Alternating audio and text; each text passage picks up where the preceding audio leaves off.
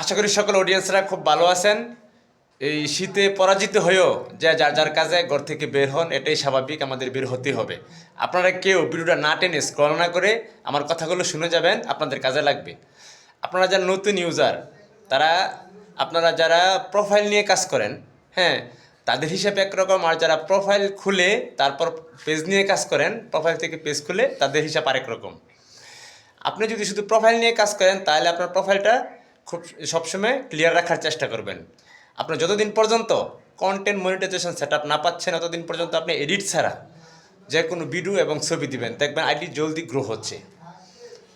আর যারা আইডি খোলার পরে পেজ খুলছেন আইডি থেকে, আর আইডি থেকেই পেজ খুলতে হয়, মানে এটাকে বলা হয় পেজ, আর আইডিকে বলা হয় প্রোফাইল। তো যারা পেজ নিয়ে কাজ করছেন তাদেরকে আমি বলবো, অনুরোধ করব, হাতে পায়ে ধরি, আপনারা আপনাদের আইডিটাকে ক্লিয়ার রাখেন। আপনি ছবি আপলোড দেন বা লেখা পোস্ট করেন, যাই করেন রিয়েল করবেন।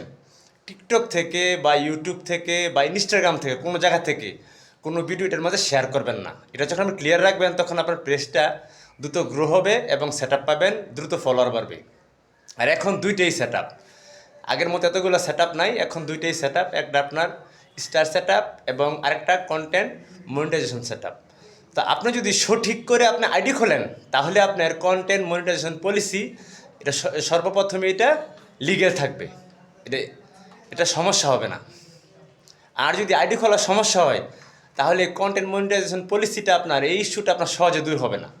এজন্য সঠিকভাবে ভোটার আইডি কার্ডের সাথে মিল রেখে, হ্যাঁ, ওইখানে যেভাবে নাম আছে, জন্ম তারিখ আছে, সবগুলো ঠিক রেখে আপনি আইডি খুলেন এবং ওই আইডি থেকে আপনি পেজ খোলেন, তাহলে আপনার দ্রুত আগাইতে পারবেন।